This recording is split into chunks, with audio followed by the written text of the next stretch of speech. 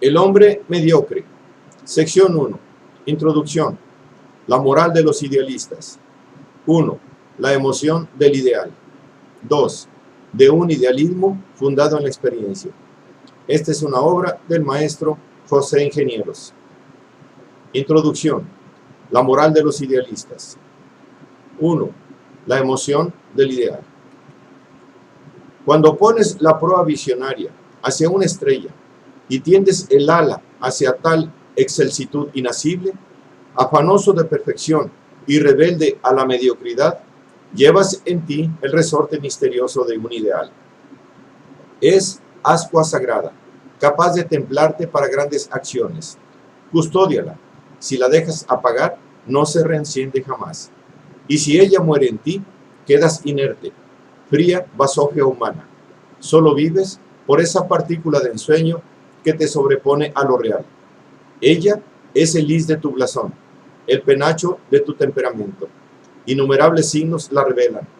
Cuando se te anuda la garganta al recordar la cicuta impuesta a Sócrates, la cruz izada para Cristo y la hoguera encendida a Bruno, cuando te abstraes en lo infinito, leyendo un diálogo de Platón, un ensayo de Montaigne o un discurso de Helvecio, cuando el corazón se te estremece pensando en la desigual fortuna de esas pasiones en que fuiste, alternativamente, el Romeo de tal Julieta y el Werther de tal Carlota, cuando tus sienes se hielan de emoción al declamar una estrofa de Musset que rime acorde con tu sentir, y cuando, en suma, admiras la mente preclara de los genios, la sublime virtud de los santos, la magna gesta de los héroes, inclinándote con igual veneración ante los creadores de verdad o de belleza. Todos no se extasían, como tú, ante un crepúsculo, no sueñan frente a una aurora o simbran en una tempestad, ni gustan de pasear con Dante, reír con Molière, temblar con Shakespeare, crujir con Wagner, ni enmudecer ante el David, la Cena o el Partenón. Es de pocos esa quietud de perseguir ávidamente alguna quimera, venerando a filósofos, artistas y pensadores que fundieron en síntesis supremas sus visiones del ser y de la eternidad, volando más allá de lo real. Los seres de tu estirpe, cuya imaginación se puebla de ideales y cuyo sentimiento polariza hacia ellos la personalidad entera, forman raza aparte en la humanidad, son idealistas. Definiendo su propia emoción, podría decir quien se sintiera poeta: el ideal es un gesto del espíritu hacia alguna perfección. 2. De un idealismo fundado en experiencia. Los filósofos del porvenir, para aproximarse a formas de expresión cada vez menos inexactas, dejarán a los poetas el hermoso privilegio del lenguaje figurado. Y los sistemas futuros, desprendiéndose de añejos residuos místicos y dialécticos, irán poniendo la experiencia como fundamento de toda hipótesis legítima. No es arriesgado pensar que en la ética venidera florecerá un idealismo moral, independiente de dogmas religiosos y de apriorismos metafísicos. Los ideales de perfección, fundados en la experiencia social y evolutivos como ella misma, constituirán la íntima trabazón de una doctrina de la perfectibilidad indefinida, propicia a todas las posibilidades de enaltecimiento humano. Un ideal no es una fórmula muerta, sino una hipótesis perfectible. Para que sirva, debe ser concebido así, actuante en función de la vida social que incesantemente deviene. La imaginación, partiendo de la experiencia, anticipa juicios acerca de futuros perfeccionamientos. Los ideales, entre todas las creencias, representan el resultado más alto de la función de pensar. La evolución humana es un esfuerzo continuo del hombre para adaptarse a la naturaleza, que evoluciona a su vez. Para ello, necesita conocer la realidad ambiente y prever el sentido de las propias adaptaciones, los caminos de su perfección. Sus etapas refléjanse en la mente humana como ideales. Un hombre, un grupo o una raza son idealistas porque circunstancias propicias determinan su imaginación a concebir perfeccionamientos posibles. Los ideales son formaciones naturales. Aparecen cuando la función de pensar alcanza tal desarrollo que la imaginación puede anticiparse a la experiencia. No son entidades misteriosamente infundidas en los hombres, ni nacen del azar. Se forman como todos los fenómenos accesibles a nuestra observación. Son efectos de causas, accidentes en la evolución universal, investigada por las ciencias y resumidas por las filosofías. Y es fácil explicarlo, si se comprende. Nuestro sistema solar es un punto en el cosmos. En ese punto es un simple detalle el planeta que habitamos. En ese detalle, la vida es un transitorio equilibrio químico de la superficie. Entre las complicaciones de ese equilibrio viviente, la especie humana data de un periodo brevísimo. En el hombre se desarrolla la función de pensar como un perfeccionamiento de la adaptación al medio. Uno de sus modos es la imaginación, que permite generalizar los datos de la experiencia, anticipando sus resultados posibles y abstrayendo de ella ideales de perfección. Así, la filosofía del porvenir, en vez de negarlos, permitirá afirmar su realidad como aspectos legítimos de la función de pensar y los reintegrará en la concepción natural del universo. Un ideal es un punto y un momento entre los infinitos posibles que pueblan el espacio y el tiempo. Evolucionar es variar. En la evolución humana, el pensamiento varía incesantemente. Toda variación es adquirida por temperamentos predispuestos. Las variaciones útiles tienden a conservarse. La experiencia determina la formación natural de conceptos genéricos, cada vez más sintéticos.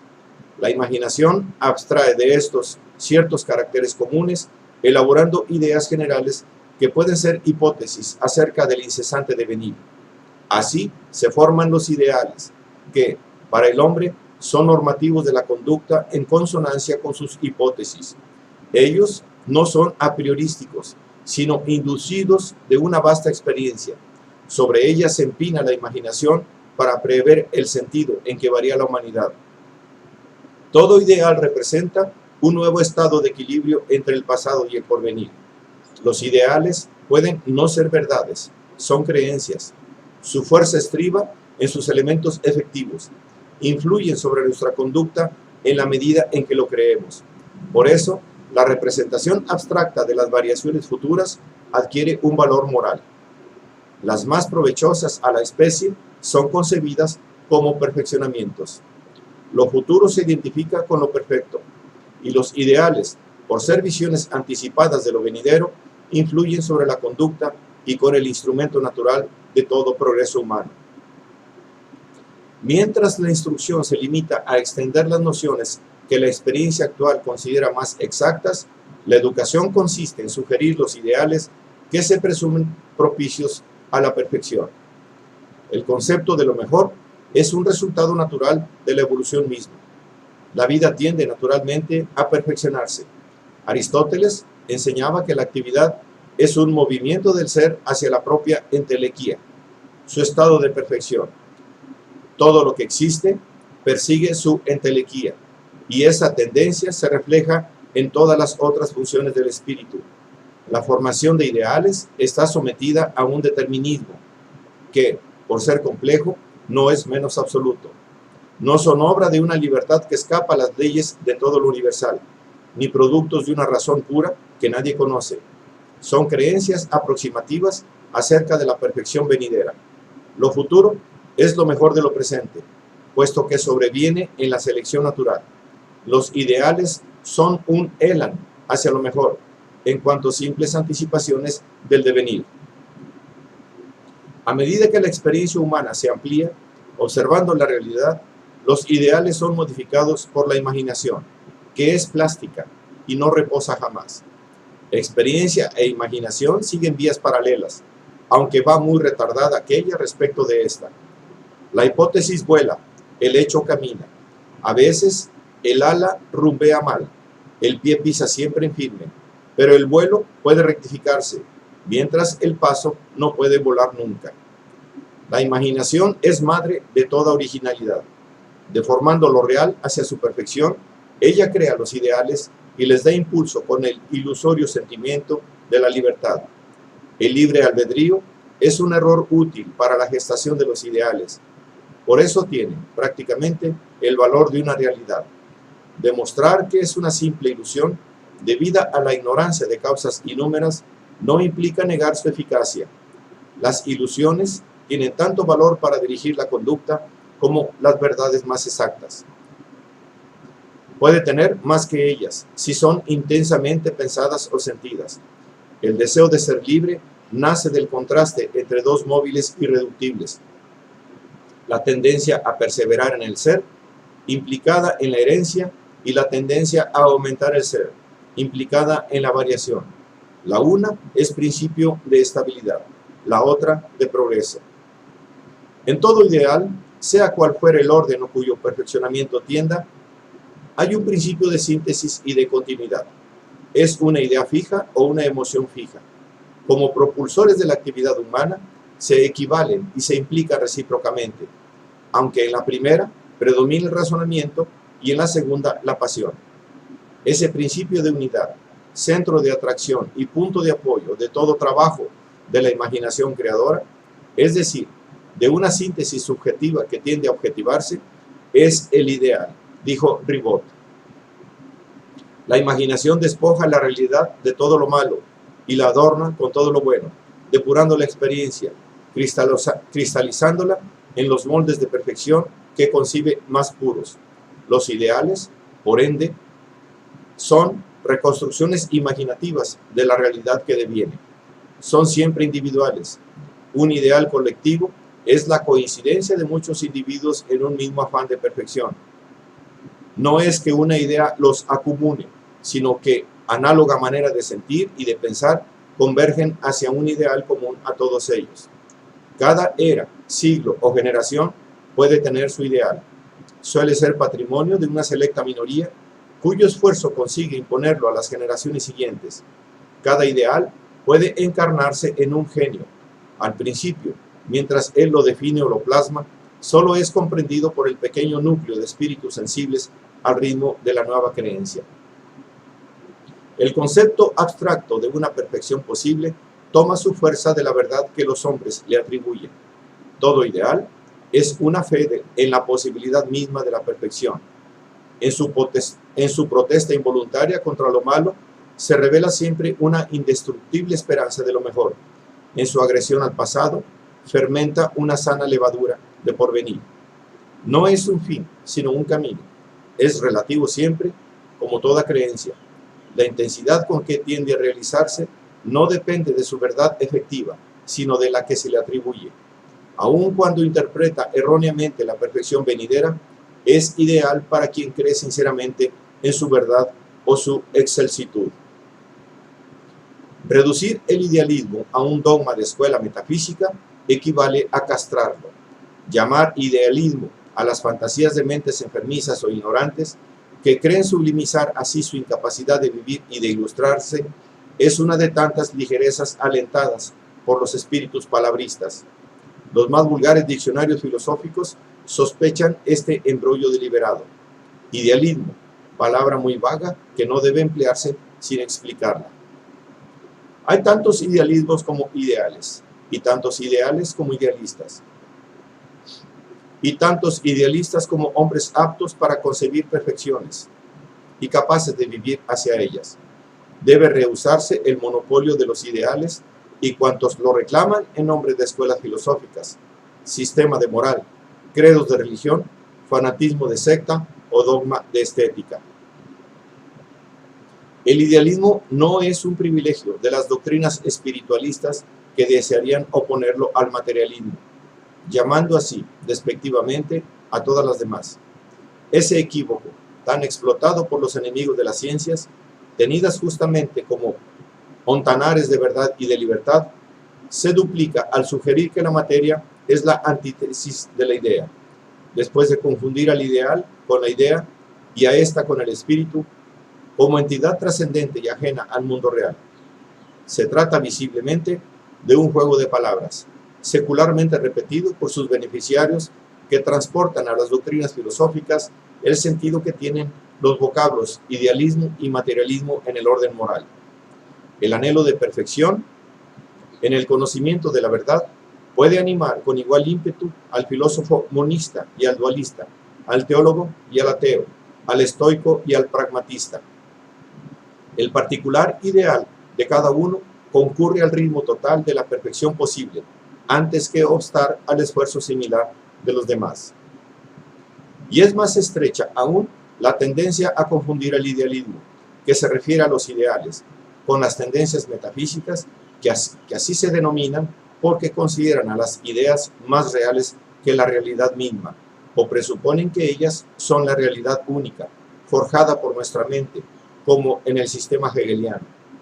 Ideólogos no pueden ser sinónimos de idealistas, aunque el mal uso induzca a creerlo. No podríamos restringirlo al pretendido idealismo de ciertas escuelas estéticas, porque todas las maneras de naturalismo y del realismo pueden constituir un ideal de arte, cuando sus sacerdotes son Miguel Ángel, Tiziano, Flaubert o Wagner.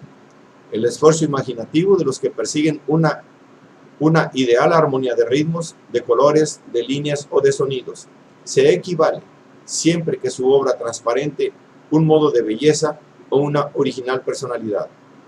No le confundiremos, en fin, con cierto idealismo ético que tiende a monopolizar el culto de la perfección en favor de algunos de los fanatismos religiosos predominantes en cada época, pues sobre no existir un único e inevitable bien ideal, difícilmente cabría en los catecismos para mentes obtusas. El esfuerzo individual hacia la virtud puede ser tan magníficamente concebido y realizado por el patético como por el cirenaico, por el cristiano como por el anarquista, por el filántropo como por el epicúreo, pues todas las teorías filosóficas son igualmente incompatibles con la aspiración individual hacia el perfeccionamiento humano. Todos ellos pueden ser idealistas, si saben iluminarse en su doctrina, y en todas las doctrinas pueden cobijarse signos y buscavidas, virtuosos y sinvergüenza. El anhelo y la posibilidad de la perfección no es patrimonio de ningún credo. Recuerda el agua de aquella fuente, citada por Platón, que no podía contenerse en ningún vaso. La experiencia, solo ella, decide sobre la legitimidad de los ideales, en cada tiempo y lugar. En el curso de la vida social se seleccionan naturalmente. Sobreviven los más adaptados, los que mejor prevén el sentido de la evolución, es decir, los coincidentes con el perfeccionamiento efectivo. Mientras la experiencia no da su fallo, todo ideal es respetable, aunque parezca absurdo, y es útil por su fuerza de contraste. Si es falso, muere solo, no daña. Todo ideal, por ser una creencia, puede contener una parte de error, o serlo totalmente. Es una visión remota y por lo tanto expuesta a ser inexacta. Lo único malo es carecer de ideales y esclavizarse a las contingencias de la vida práctica inmediata, renunciando a la posibilidad de la perfección moral. Cuando un filósofo enuncia ideales, para el hombre o para la sociedad, su comprensión inmediata es tanto más difícil cuanto más se elevan sobre los prejuicios y el palabrismo convencionales en el ambiente que le rodea. Lo mismo ocurre con la verdad del sabio o con el estilo del poeta. La sanción ajena es fácil para lo que concuerda con rutinas secularmente practicadas. Es difícil cuando la imaginación no pone mayor originalidad en el concepto o en la forma. Ese desequilibrio entre la perfección concebible y la realidad practicable estriba en la naturaleza misma de la imaginación, rebelde al tiempo y al espacio. De ese contraste legítimo no se infiere que los ideales lógicos, estéticos o morales deban ser contradictorios entre sí, aunque sean heterogéneos y marquen el paso a desigual compás según los tiempos. No hay una verdad amoral o fea, ni fue nunca la belleza absurda o nociva, ni tuvo el bien sus raíces en el error o la desarmonía. De otro modo, concebiríamos perfecciones imperfectas. Los caminos de perfección son convergentes.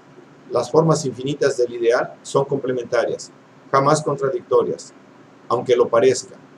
Si el ideal de la ciencia es la verdad, de la moral, el bien, y del arte, la belleza, formas preeminentes de toda excelsitud, no se concibe que puedan ser antagonistas.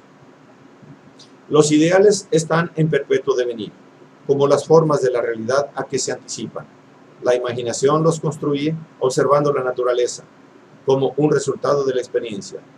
Pero una vez formados, ya no están en ella, son anticipaciones de ella, viven sobre ella para señalar su futuro. Y cuando la realidad evoluciona hacia un ideal antes previsto, la imaginación se aparta nuevamente de la realidad, aleja de ella al ideal, proporcionalmente. La realidad nunca puede igualar al ensueño en esa perpetua persecución de la quimera. El ideal es un límite. Toda realidad es una dimensión variable que puede acercársele indefinidamente sin alcanzarlo nunca. Por mucho que lo variable se acerque a su límite, se concibe que podría acercársele más, solo se confunde en el infinito. Todo ideal es siempre relativo a una imperfecta realidad presente. No los hay absolutos. Afirmarlo implicaría abjurar de su esencia misma, negando la posibilidad infinita de la perfección. Erraban los viejos moralistas al creer que en el punto donde estaba su espíritu en ese momento, convergían todo el espacio y todo el tiempo. Para la ética moderna, libre de esa grave falacia, la relatividad de los ideales es un postulado fundamental. Solo poseen un carácter común, su permanente transformación hacia perfeccionamientos ilimitados. Es propia de gentes primitivas toda moral cimentada en supersticiones y dogmatismos, y es contraria a todo idealismo, excluyente de todo ideal. En cada momento y lugar, la realidad varía. Con esa variación se desplaza el punto de referencia de los ideales. Nacen y mueren, convergen o se excluyen, palidecen o se acentúan. Son, también ellos, vivientes como los cerebros en que germinan o arraigan, en un proceso sin fin. No habiendo un esquema final e insuperable de perfección, tampoco lo hay en los ideales humanos. Se forman por cambio incesante, evolucionan siempre. Su palingenesia es eterna. Esa evolución de los ideales no sigue un ritmo uniforme en el curso de la vida social o individual. Hay climas morales, horas, momentos en que toda una raza, un pueblo, una clase, un partido, una secta concibe un ideal y se esfuerza por realizarlo. Y los hay en la evolución de cada hombre aisladamente considerado. Hay también climas, horas y momentos en que los ideales se murmuran apenas o se callan. La realidad ofrece inmediatas satisfacciones a los apetitos y la tentación del hartazgo ahoga todo afán de perfección.